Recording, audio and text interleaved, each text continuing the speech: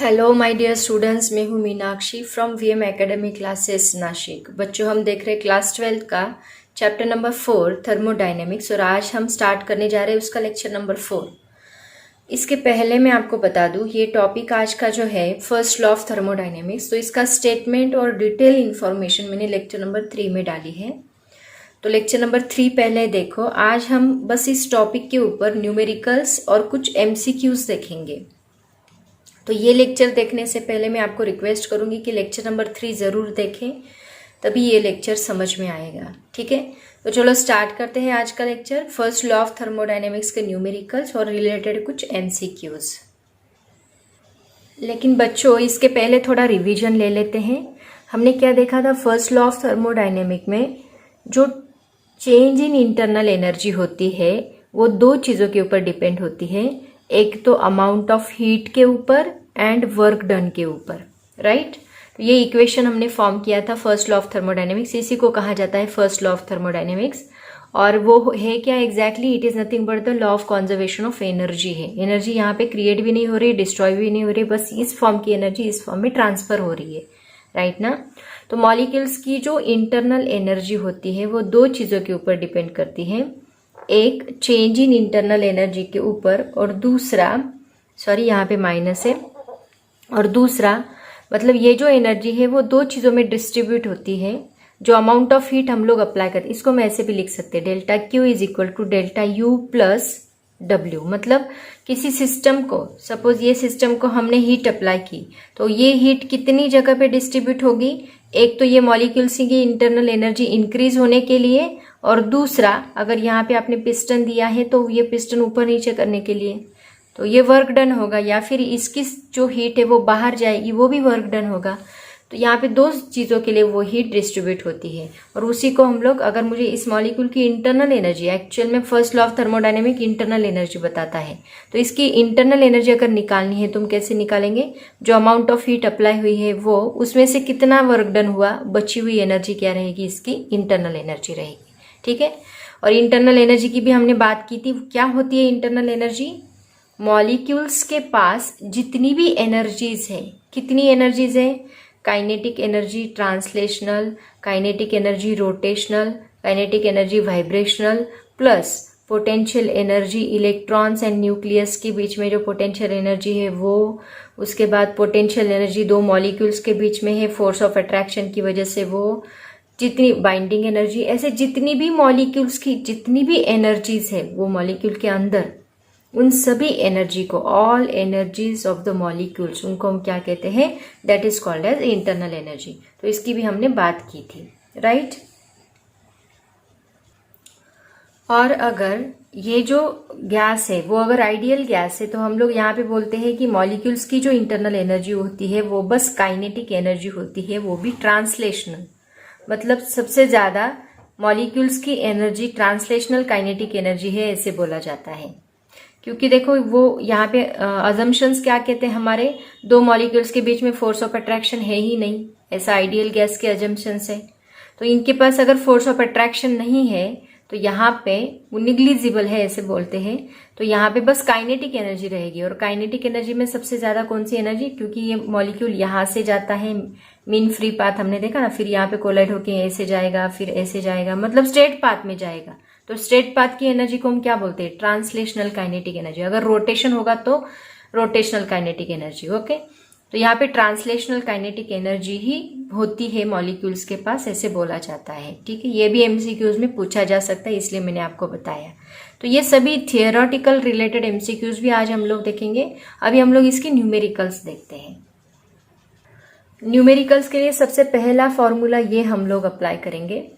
सभी फॉर्मूलेज बता देती हूँ जो जो हमने स्टडी किए फर्स्ट लेक्चर में। उसके बाद और एक फॉर्मूला है, डेल्टा यू की जगह पे हम लोग ml पुट कर सकते हैं, लैटेंट हीट इनटू मास। और वर्क डन की जगह पे हमने क्या लिया था? pdv। pdv का मतलब क्या होता है? Work done is equal to होता है pdv, that is equal to p pressure and change in volume, मतलब v final minus v initial. ये फॉर्मूला हमने डिराइव किया है वर्क डन का, आप लोग देख सकते हैं। तो ये सभी फॉर्मूलेस का यूज हम लोग करने वाले हैं। ये एक फॉर्मूला डेल्टा यू, यहाँ पे मॉड रहेगा, यहाँ पे मॉड रहेगा, उसके बाद delta U is equal to M L into PDV, W की जगह पे पीडीवी डाल सकते हैं। पीडीवी का मतलब होता है V final minus V initial, volume of final gas to the volume of initial gas minus. Okay, तो ये सभी फॉर्मूलेज हम लोग अप्लाई करेंगे। तो सबसे पहला न्यूमेरिकल देखो बच्चों, आपके बुक में सॉल्व न्यूमेरिकल है, सभी लेने वाली हूँ मैं, एक्सरसाइज के सॉल्व और उससे रिलेटेड और कुछ एक्स्ट्रा न्यूमेरिकल्स भी लूंगी, कॉम्पिटिटिव एग्जाम्स में पूछे गए भी लेंगे हम लोग। A gas enclosed in a cylinder is expanded to double its initial volume, bracket में दिया है VI is equal to 0.5 units. मतलब यहाँ पे गैस एक्सपांड हुआ है तो इनिशियल वॉल्यूम उन्होंने कितना दिया है 0.5 units at a constant pressure of 1 atmosphere. 1 atmosphere मतलब प्रेशर कितना दिया है 1 ATM। 1 ATM की वैल्यू क्या होती है आपको पता है, इसके पहले के टॉपिक में, इसके पहले के चैप्टर में हमने देखी है 1.01 into 10⁵ pascal. How much work is done in this process, W पूछा है। Is this work done on the gas और बाय द गैस, मैंने आपको बोला है पॉजिटिव निगेटिव, आपको याद होगा। How do you know this, ये आपको कैसे पता चलेगा, ऐसे उन्होंने क्वेश्चन किया है। ठीक है, चलो स्टार्ट करते हैं न्यूमेरिकल। सबसे पहले क्या क्या दिया है गिवन वो हम लोग लिख लेंगे, उसके बाद हम लोग कैलकुलेशन करेंगे। देखो बच्चों, गिवन लिखने से पहले मैं आपको एक बात क्लियर करना चाहती हूँ। अगर work done on the gas ऐसे बोला है, ऑन द गैस ऐसे बोला है, तो ये हम लोग लेंगे negative, and work done by the gas बोला है तो हम लेंगे पॉजिटिव। ये बात आप लोग याद रखो। Work done on the gas बोला है तो हम लेंगे निगेटिव, और work done by the gas बोला है तो हम लेंगे पॉजिटिव। तो यहाँ पे अगर हमें पॉजिटिव आंसर मिला तो उन्होंने वही पूछा है कि is this work done on the gas और बाय द गैस। अगर वर्क डन हमें पॉजिटिव मिला तो हम बोलेंगे work done by the gas, अगर ये वर्क डन निगेटिव मिला तो हम लोग बोलेंगे ऑन द गैस। ठीक है, तो ये दोनों चीजें आपको याद रखनी है, it is very very important. तो पहले हम लोग गिवन लिख लेते हैं। सबसे पहले दिया है प्रेशर, प्रेशर कितना दिया है उन्होंने 1 एटमॉस्फेयर। 1 एटमॉस्फेयर की वैल्यू मैंने ऑलरेडी आपको बताई 1.013 इंटू 10⁵ पास्कल, ये हम लोग पुट करेंगे। और उन्होंने क्या बताया देखो, a gas enclosed in a cylinder is expanded to double its initial volume. मतलब चेंज इन वॉल्यूम हम लोग निकाल लेते हैं। Change in volume is equal to होता है VF माइनस VI, और उन्होंने क्या बोला है expanded double two it's initial volume, मतलब ये कितना होगा 2VI। जो फाइनल वॉल्यूम है डबल एक्सपांड हुआ इनिशियल वॉल्यूम से, तो 2VI माइनस VI, तो ये हमें कितना मिलेगा 2 - 1 that is nothing but the VI। Okay, और VI की वैल्यू कितनी दी है उन्होंने 0.5 यूनिट। तो V चेंज इन वॉल्यूम हम लोग क्या लेंगे 0.5 यूनिट, डेल्टा V बोल सकते हैं या फिर DV भी बोल सकते हैं इसको हम लोग। और उन्होंने क्या निकालने के लिए बोला है वर्क डन निकालो, वर्क डन इज व्हाट, वही फॉर्मूला हम लोग अप्लाई करेंगे वर्क डन का। वर्क डन का फॉर्मूला क्या है, work done is equal to pressure into change in volume, या फिर PdV भी बोल सकते हैं, मैंने आपको बोला इसको DV भी बोल सकते हैं। तो प्रेशर कितना दिया है बच्चों 1.013 इंटू 10⁵ पास्कल इंटू वॉल्यूम हमें कितना मिला दैट इज 0.5। इन दोनों को अगर हम मल्टीप्लाई करते हैं तो हमें आंसर मिलता है 0.505 इंटू 10⁵। ओके, ये क्या है वर्क डन है, तो इसको हम लोग जूल में लिखेंगे। ये आंसर हमें कैसा मिला है वर्क डन का पॉजिटिव। अगर ये आंसर पॉजिटिव मिला है तो उन्होंने क्या पूछा है बाय द गैस है कि ऑन द गैस है, सो हम लोग लिखेंगे work done is positive, hence the work done by the gas, work is done by the gas, क्योंकि हमने बोला है पॉजिटिव होगा तो बाय द गैस, अगर निगेटिव होगा तो ऑन द गैस, राइट ना। तो ऐसे इसको सॉल्व करना है। बहुत ही सिंपल न्यूमेरिकल था। नेक्स्ट न्यूमेरिकल देखो बच्चों, आपके एक्सरसाइज का न्यूमेरिकल है, पेज नंबर 108 पे क्वेश्चन नंबर 5। ओके, वो अभी सॉल्व करने जा रहे हैं हम लोग। क्वेश्चन देखो क्या है। A system released 125 kilo joule of heat while 104 kilo joule of work is done. Heat दी है, Q दिया है एंड W दिया है on the system. Calculate the change in internal energy. और डेल्टा यू सीधा सीधा न्यूमेरिकल है, Q दिया है, W दिया है, आपको डेल्टा यू निकालना है। तो पहले हम लोग गिवन लिख लेंगे। Given 104 kilo joule work is done, मतलब 10 W कितना दिया है, एक minute. A system release 125 kilo joule of heat, मतलब Q कितना दिया है, 125 किलो जूल।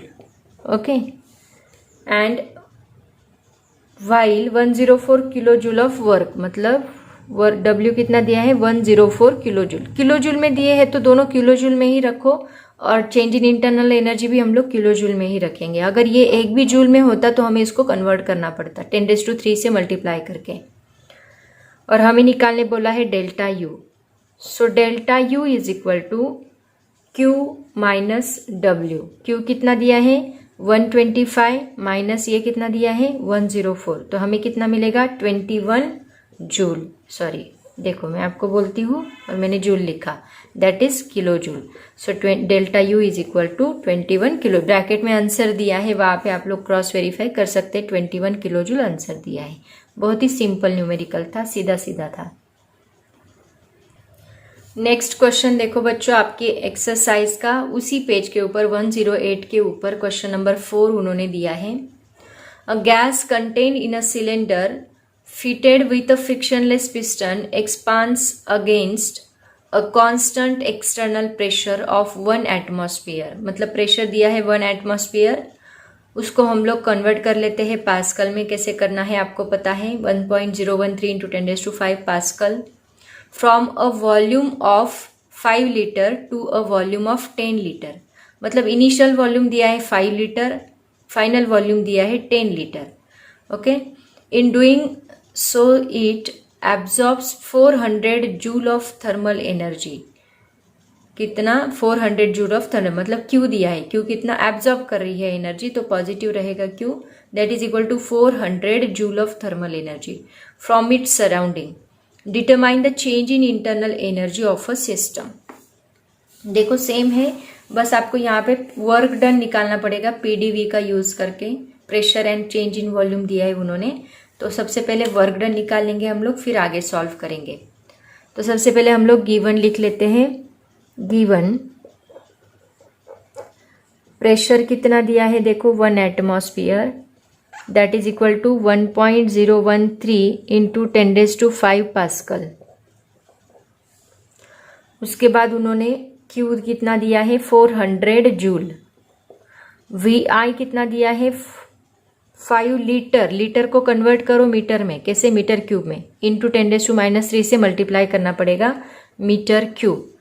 VF कितना दिया है, 10 litre. 10 litre is equal to कितना होता है, 10 इंटू 10⁻³ मीटर क्यूब। तो हमें क्या निकालना है, डेल्टा यू निकालना है। Delta is equal to what.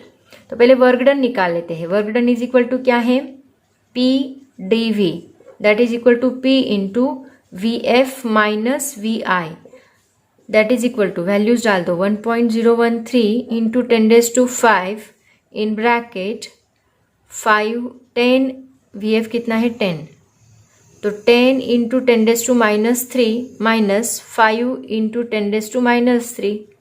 तो इन दोनों में से -3 कॉमन निकल सकता है ना।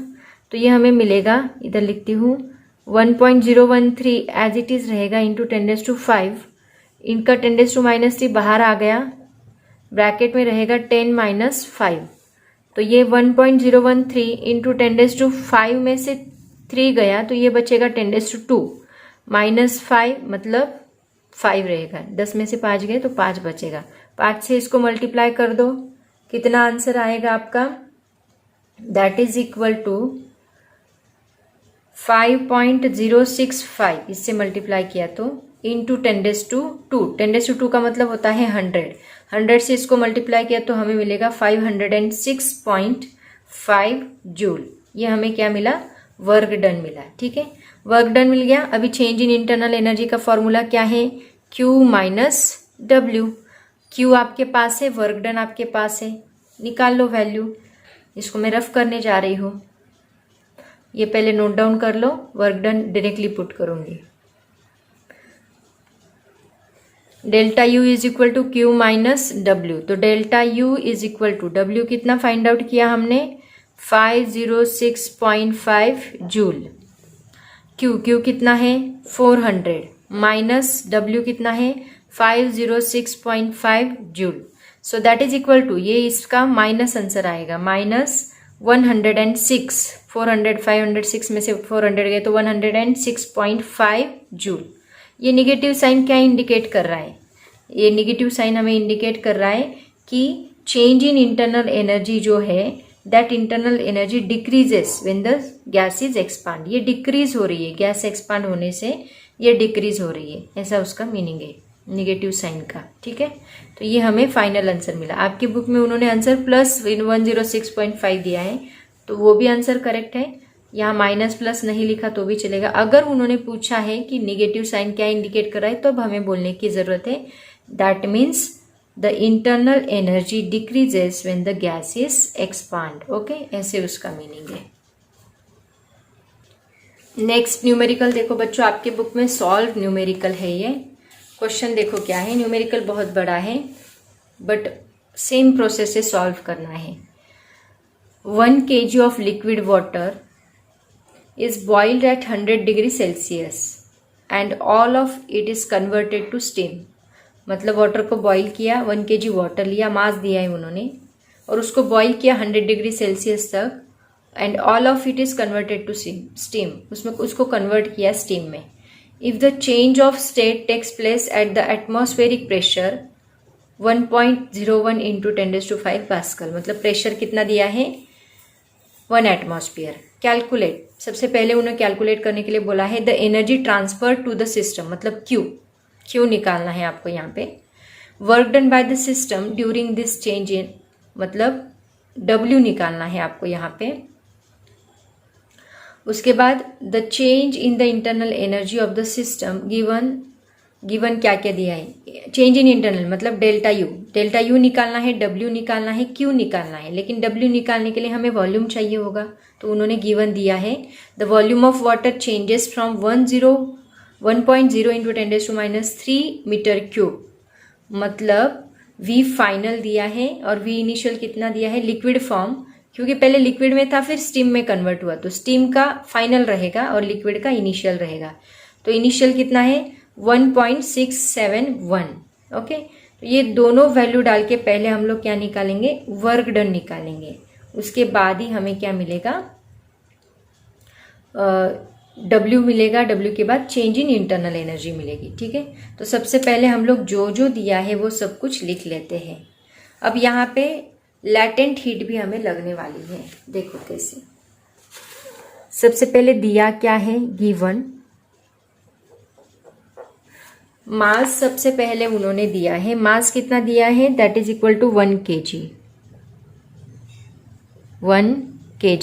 और लैटेंट हीट जो होती है वेपर्स की, लैटेंट हीट ये कांस्टेंट वैल्यू है। ये अगर आपको नहीं दी होगी तो आप हमेशा ये वेपर्स की कांस्टेंट वैल्यू लोगे, वो है 2256 किलोजूल पर केजी।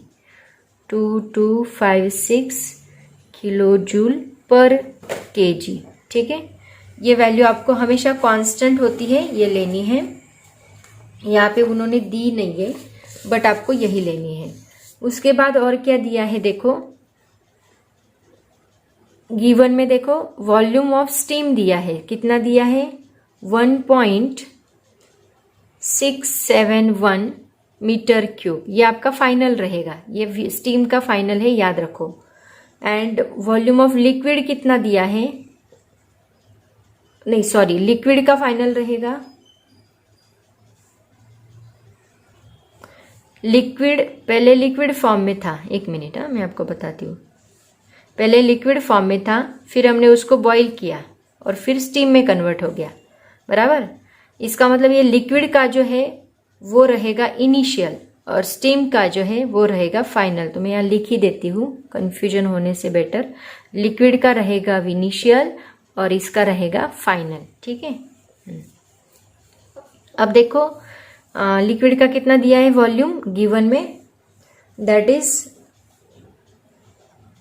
1.0 इंटू 10⁻³ मीटर क्यूब दिया है ना। उन्होंने ऐसे बोला है, देखो volume of water changes from 1.0 into 10⁻³ in liquid form to 1.67 metre cube into steam.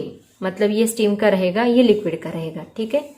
अब हम चेंज इन वॉल्यूम निकाल सकते हैं। dV इज इक्वल टू क्या आएगा फिर, VF minus VI, VF minus VI। VF कितना है यहाँ पे, दैट इज 1.671 माइनस 1.0 इंटू 10⁻³ इस -3 को हम लोग मल्टीप्लाई कर सकते हैं, है ना। कैसे मल्टीप्लाई करोगे, देखो ये 10⁻³ है ना, 3 डिजिट इधर आओ, 3 डिजिट लेफ्ट में आओगे आप लोग, ठीक है। मतलब ये हमें क्या मिलेगा 1.671, क्योंकि सब्ट्रैक्शन करते आने चाहिए ना। तो 3 डिजिट आप आगे आओगे, तो 1 के आगे कितने, 1 के आगे 2 0 लगाने पड़ेंगे, तो 3 डिजिट होंगे। तो आपका आंसर आएगा 0.001। ऐसे हम लोग इसको सॉल्व करेंगे। दोनों का सब्ट्रैक्शन करो, क्या आएगा 1.670, 1 - 1 0, बाकी सब 0 है। मतलब ये क्या आएगा 1.670 मीटर क्यूब। ये हमें क्या मिला, चेंज इन वॉल्यूम मिला, बहुत ही कम चेंज हुआ है। उसके बाद लैटेंट हीट ऑफ वेपर तो हमें पता ही है। अब हमें क्या निकालना है, एक्चुअल कैलकुलेशन। सबसे पहले उन्होंने क्या बोला है, energy absorbed by the system, मतलब Q is equal to formula हमें रहेगा ml, ओके। m आपके पास है, कितना है m, 1 kg and latent heat कितना है 2256। मतलब ये आंसर चेंज नहीं होगा, 2256 ही रहेगा, 2256 किलो जूल, 2256 किलो जूल। ये आपको क्या मिला Q। दूसरा उन्होंने क्या पूछा है, W पूछा है। W का फॉर्मूला क्या होता है, PdV। P प्रेशर कितना दिया है 1 एटमॉस्फेयर। 1 एटमॉस्फेयर की वैल्यू होती है 1.013 into 10⁵ pascal into change in volume निकाला 1.670। दोनों को मल्टीप्लाई कर दो, कितना आएगा, दैट इज 1.687। मल्टीप्लीकेशन करके देखो 10⁵, ओके। तो ये हम लोग लिख सकते हैं। अगर हमने इसको किलो जूल में कन्वर्ट किया तो कितना आएगा, ये भी किलो जूल में है तो इसको भी किलो जूल में कन्वर्ट कर लो। तो इसमें से 10⁻³ यहाँ पे मल्टीप्लाई होगा, राइट ना। तो ये कितना आएगा 168.7 10⁻²। एक मिनट मैं आपको करके ही बताती हूँ, आपका कंफ्यूजन हो सकता है। तो 1.687 इसको मैंने ऐसे कन्वर्ट कर लिया, 10⁻² इंटू 10⁻³ के फॉर्म में हमने इसको कन्वर्ट कर लिया, ठीक है। तो यहाँ पे 10⁻³ का मतलब होता है किलो जूल, तो इसको हम किलो में लिख लेंगे क्योंकि हमें ये किलो जूल में दिया है, तो इसको हम किलो में लिख लेंगे। 10⁻² से हम लोग इसको मल्टीप्लाई करेंगे। मल्टीप्लाई करने के बाद 100 से 1.68 को मल्टीप्लाई किया तो कितना आएगा, 2 डिजिट आगे जाएगा। मतलब आंसर क्या आएगा 168.7 किलो जूल, क्योंकि इसको 10⁻³ को मैंने किलो लिखा और जूल लिखा। ये मिला हमें W। ऐसे क्यों किया, क्योंकि Q किलो जूल में है तो इसको भी हम किलो जूल में लिखेंगे। तो इंटरनल एनर्जी भी हमें किस में मिलेगी, किलो जूल में मिलेगी। ये बहुत इंपॉर्टेंट बात है। हाँ, एक अगर आप जूल में डालते हो, दूसरा किलो जूल में, आपका पूरा आंसर गलत होगा और आपको कुछ भी मार्क्स नहीं मिलेंगे। अब देख लो, दोनों भी ऐसा यूनिट, सेम यूनिट में होने चाहिए, that is very important here, okay. अभी हमें Q मिल गया, W मिल गया। थर्ड उन्होंने क्या निकालने बोला है, ΔU निकालने बोला है। बस सिंपल है, ΔU में क्या, ये दोनों का सब्ट्रैक्शन ले लो, मिल गया ΔU। इधर लिखती हूँ, तो ΔU इज इक्वल टू क्या है, Q माइनस W। Q कितना दिया है 2256 माइनस W कितना दिया है 169 ले लेते हैं इसको राउंड ऑफ करके, ठीक है। दोनों का सब्ट्रैक्शन करो, कितना आएगा, that is equal to 2087 kilo joule. ये आपको क्या मिला? Change in internal energy. यही 3 बातें उन्होंने पूछी थी। Energy absorb first, second work done, third change in internal energy. आया समझ में सबको? ऐसे हम लोग इसको सॉल्व करेंगे। एग्जाम्पल इजी था, तो इसी के ऊपर देखो बच्चों, नीट यूजी में 2018 में एक क्वेश्चन पूछा गया था। क्वेश्चन देखो क्या था। A sample of 0.1 gram of water at 100 degree Celsius and normal pressure 1.013 into 10⁵ newton पर metre square requires 454 calorie of heat energy to convert to steam at 100 degree Celsius. Q दिया है, P दिया है। Temperature की वैसे ज़रूरत नहीं है, मास की भी वैसे ज़रूरत नहीं, क्योंकि उन्होंने डेल्टा क्यू ऑलरेडी दे के रखा है। अगर इनकेस डेल्टा क्यू नहीं होता तो ml यूज़ करके हम लोग क्यू निकालते, बट उन्होंने क्यू भी दिया है।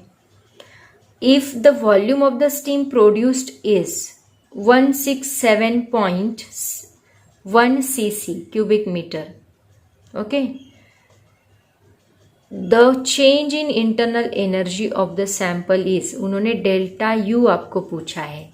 तो सबसे पहले क्या क्या दिया है वो हम लोग लिख लेते हैं, गिवन। और नीचे ऑप्शंस दिए देखो। ऑप्शन ए दिया है 104.3 जूल, बी दिया है 208.7 जूल, सी दिया है 42.2 जूल, डी दिया है 84.5 जूल। तो पहले गिवन लिख लेते हैं। गिवन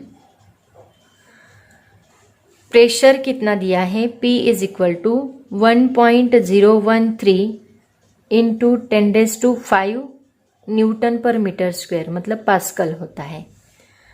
उसके बाद डेल्टा क्यू उन्होंने कितना दिया है? चेंज इन हीट एनर्जी 54 कैलोरी, कैलोरी में दी है, इसको कन्वर्ट करो किस में? 54 इंटू 4.18 से हमें मल्टीप्लाई करना पड़ेगा जूल में कन्वर्ट करने के लिए, राइट। उसके बाद क्या दिया है? V ऑफ स्टीम दिया है। वॉल्यूम ऑफ स्टीम कितना दिया है? 167.1 cc क्यूबिक मीटर होता है, मतलब सेंटीमीटर क्यूब। तो ये सेंटीमीटर क्यूब को कन्वर्ट करने के लिए, मतलब देखो कितना, 167.1 इंटू 10⁻² उसका क्यूब, सेंटीमीटर क्यूब ना, मतलब ये सेंटी की वैल्यू होती है -2 उसका क्यूब। तो ये कितना आएगा? That is equal to 167.1 into 10⁻6 metre cube आएगा। ठीक है, ऐसे पहले कन्वर्जन कर लो, it is very important because. और हमें क्या पूछा है अब यहाँ पे? Velocity of volume of steam तो दिया है, वॉल्यूम ऑफ वाटर हमें निकालना पड़ेगा।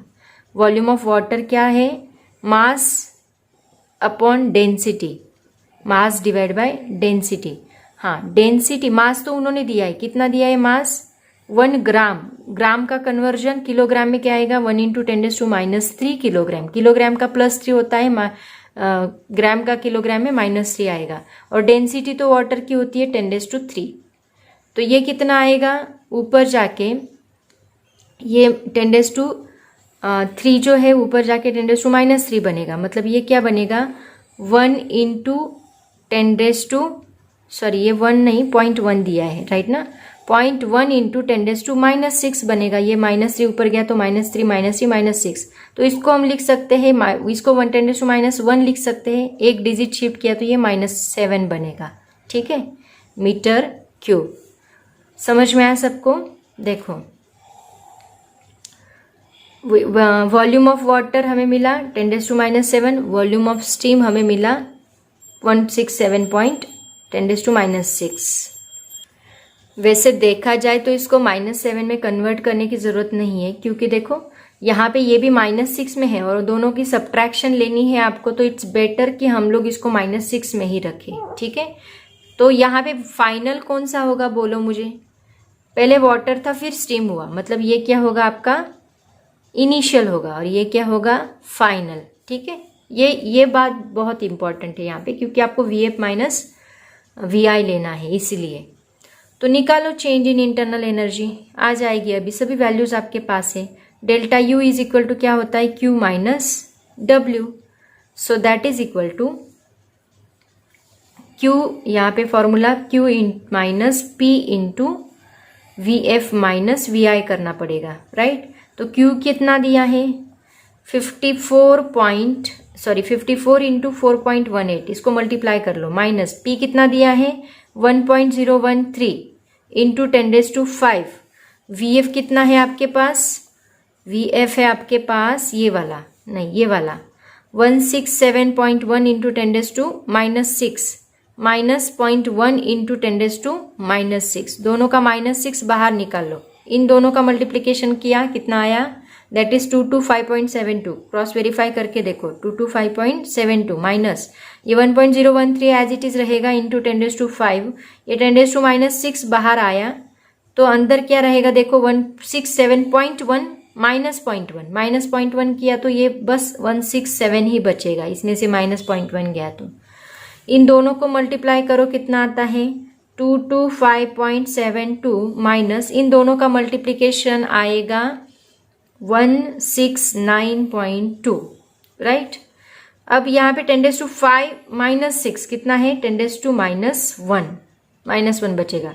10⁻⁻1 का मतलब होता है 0.1, 10⁻⁻1 का मतलब क्या होता है 0.1। तो 0.1 से अगर हम इसको मल्टीप्लाई करेंगे तो हमें क्या मिलेगा 225.72 माइनस 16.92, ठीक है। और इन दोनों का सब्ट्रैक्शन हमें मिलता है 208.8 जूल, जो कि आपका ऑप्शन नंबर बी है। समझ में आया। कैलकुलेशन बहुत इंपॉर्टेंट चीज़ है, यहाँ पे आपको कैलकुलेशन बहुत फास्ट करना पड़ेगा तभी आपको एग्जाम्पल सॉल्व करते हैं। अभी सीधा सीधा था, कुछ भी इतना डिफिकल्ट नहीं है, सीधा मल्टीप्लिकेशन है, ठीक है। लॉग टेबल की ज़रूरत भी नहीं है यहाँ पे, बस ये कन्फ्यूजन नहीं होना चाहिए आपका पावर का, ये सीख लो, ये बहुत इंपॉर्टेंट है। 0.1 10⁻⁻1 का मतलब क्या होता है, +1 का मतलब क्या होता है, ये बातें आपको समझ में आनी चाहिए। 0.1 से मल्टीप्लाई करने के बाद पॉइंट कहाँ शिफ्ट होगा, that is very important here, okay. तो ऐसे इसको सॉल्व करना है। तो देखो बच्चों, इसके ऊपर न्यूमेरिकल्स मैंने बहुत लिए। आई थिंक अभी हमें क्या करना है, इसके रिलेटेड MCQs में लेती हूँ, सभी MCQ सॉल्व करेंगे ताकि ये टॉपिक बहुत अच्छे से क्लियर होगा आपका। तो सबसे पहला MCQ देखो बच्चों, the sum of all energies of all molecules in a body is called as. Already मैंने स्टार्टिंग में ही आपको बताया, मॉलिक्यूल की सभी एनर्जीज को हम लोग क्या बोलते हैं, काइनेटिक एनर्जी बोलते हैं, नो। जो मॉलिक्यूल्स की एनर्जी होती है, जो सिस्टम के अंदर एनर्जी होती है, उसको हम क्या बोलते हैं, internal energy.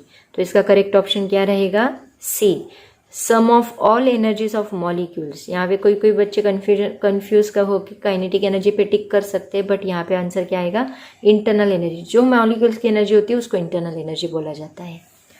The motion of gas is mainly, ideal gas है तो मॉलिक्यूल कैसे ट्रांसफर होता है, यहाँ से जाएगा, यहाँ पे टकराएगा, फिर वापस यहाँ जाएगा, तो ये ट्रांसलेट हो रहा है एक जगह के स्ट्रेट लाइन में, राइट। मतलब मेनली उसकी एनर्जी कौन सी होती है, सर्कुलर नहीं होती, वर्लफुल नहीं होती, रोटेशनल नहीं होती, ट्रांसलेशनल होती है, ओके। मेनली उसके पास कौन सी एनर्जी होती है, translational energy.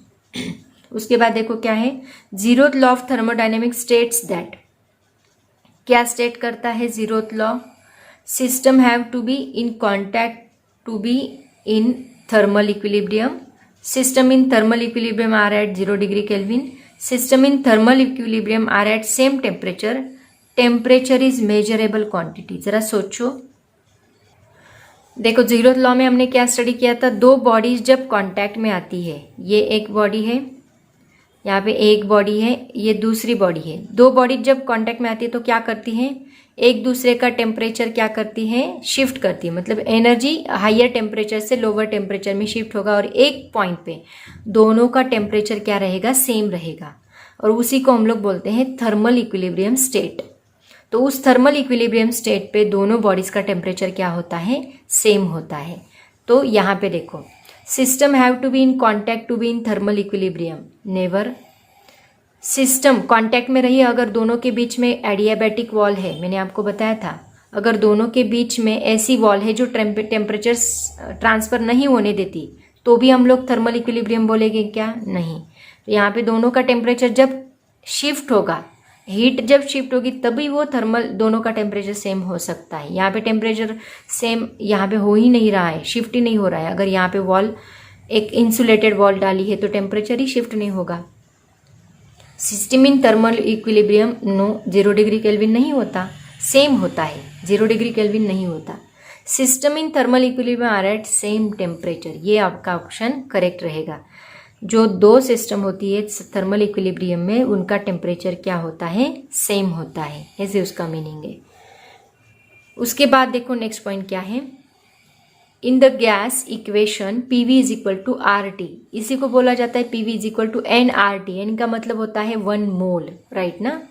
V stands for volume of, यहाँ पे ये मोल का इक्वेशन है, यहाँ पे nRT लिया है, n इज इक्वल टू 1 है, इसका मतलब इसको हम लिखेंगे PV is equal to RT। तो ये वॉल्यूम जो है वो किसका है, एनी अमाउंट ऑफ गैस का है, never. 1 gram mole of gas का है, 1 ग्राम ऑफ गैस का भी नहीं। मैंने क्या बोला, n इज इक्वल टू क्या है, 1 मोल है, इसका मतलब ये 1 ग्राम मोल ऑफ गैस का है। B is the correct option, theoretical question से। नेक्स्ट देखो क्या है, dash dash gives the relationship between heat transfer, work done and change in internal energy. कौन देता है, change in internal energy is equal to heat transfer minus work done. Internal energy, heat transfer and work done, ये कौन देता है, अभी अभी पढ़ा, first law of thermodynamic, right ना। उसके बाद देखो नेक्स्ट क्या है, in a given process of for an ideal gas, work done कितना दिया है, 0। यहाँ पे वर्क डन कितना दिया है, 0, और डेल्टा क्यू लेस देन 0 मतलब negative. Work done 0, delta Q less than 0, तो यू क्या आएगा, लेस देन 0, यू भी निगेटिव आएगा, क्योंकि ये अगर निगेटिव है, ये 0 है, तो ये निगेटिव ही रहेगा ऑब्वियसली।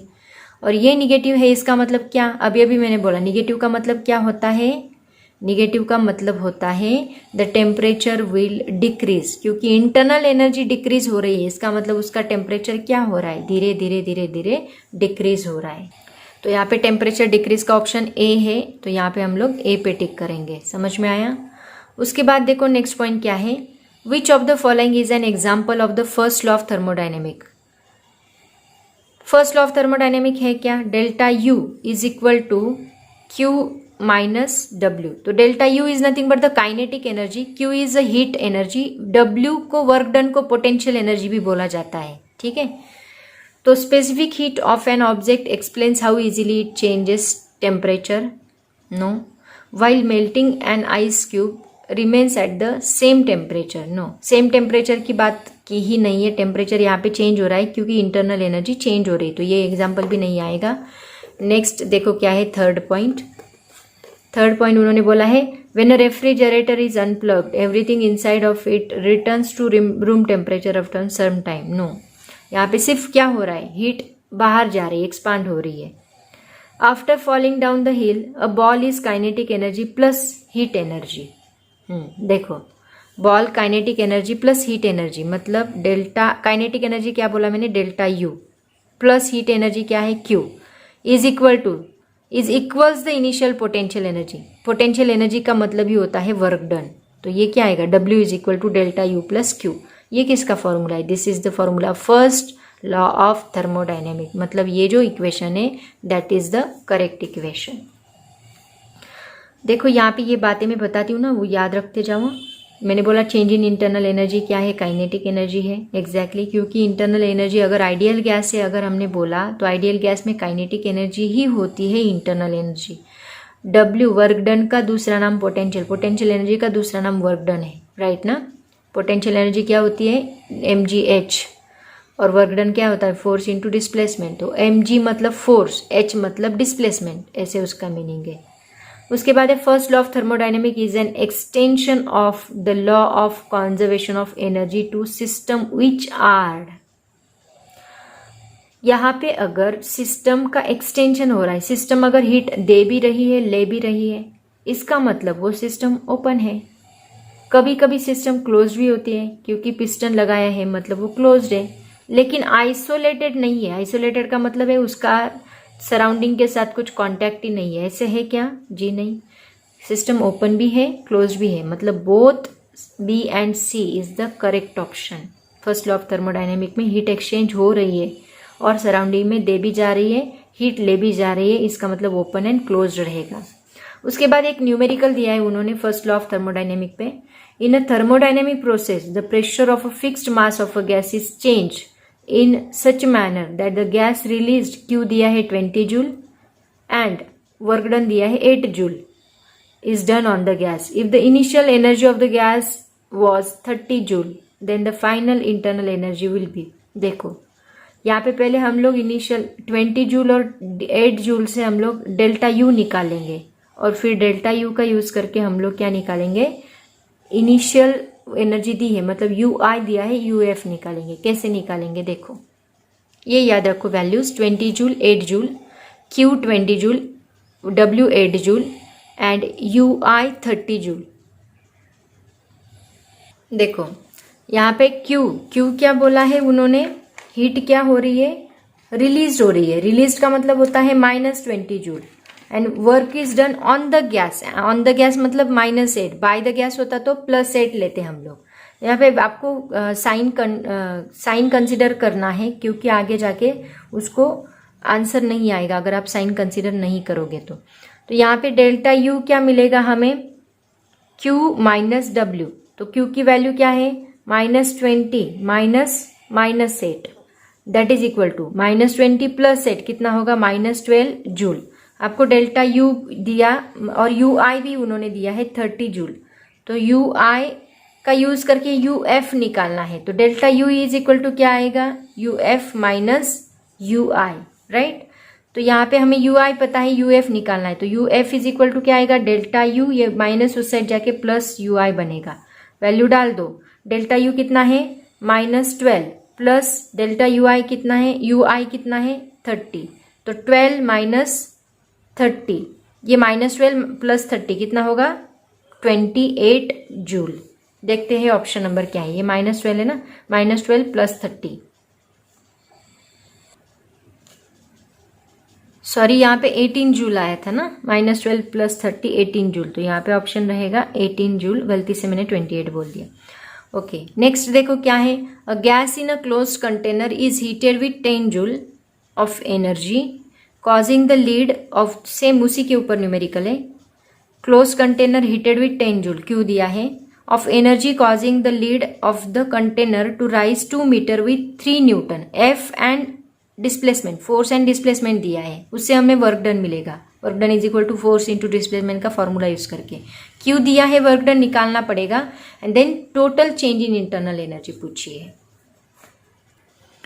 देखो क्यू कितना दिया है 10 जूल, देन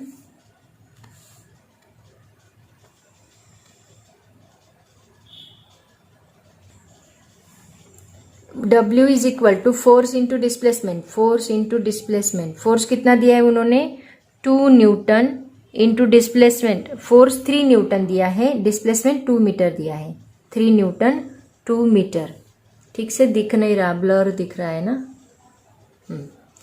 देखो 3 × 2 that is equal to 6 joule आएगा वर्क डन। और हमें पूछा है डेल्टा यू, सिंपल है, डेल्टा यू क्या रहेगा, क्यू माइनस डब्ल्यू। क्यू कितना दिया है यहाँ पे 10 माइनस डब्ल्यू कितना है 6 that is equal to 4 joule. बहुत ही सिंपल न्यूमेरिकल था। तो यहाँ पे देखो 4 joule, option number B is the correct option. ठीक है, अभी आगे के न्यूमेरिकल जो है वो आगे के टॉपिक पे ऊपर डिपेंड है। मुझे लगता है ऐसे ही हम लोग एमसीक्यूज ले लेंगे, जब टॉपिक खत्म होगा तो उससे रिलेटेड एमसीक्यूज तभी के तभी सॉल्व करते जाएंगे ताकि आपको और अच्छे से क्लियर भी होगा। और एंड में भी मैं सभी एमसीक्यूज एक बार रिवाइज करूंगी। ठीक है बच्चों, तो आज मैंने फर्स्ट लॉ ऑफ थर्मोडायनेमिक्स से रिलेटेड सभी क्यूरीज कंप्लीट किए हैं, मतलब न्यूमेरिकल्स भी लिए हैं, एमसीक्यूज भी लिए, ऑलमोस्ट सभी टॉपिक हमने लिया है इससे रिलेटेड। ऐसे ही सभी टॉपिक्स हम लोग कवर करते जाएंगे, लेकिन आप लोग उसके साथ साथ पढ़ाई भी करो। और इसके पहले के लेक्चर्स एक बार होने के बाद छोड़ मत दो, उसको बार बार रिवाइज करते रहो, तभी आपको याद रहेगा, नहीं तो आप सब भूल जाओगे। इसके पहले के चैप्टर्स भी जब होंगे, एक चैप्टर दूसरा चैप्टर स्टार्ट होने के बाद पहले का चैप्टर रिवाइज करते जाओ ताकि आपको और अच्छे से याद रहेगा। It is very important because. ठीक है, तो आज के लिए इतना काफ़ी है बच्चों। थैंक यू सो मच, पढ़ाई करते रहो एंड बाय बाय।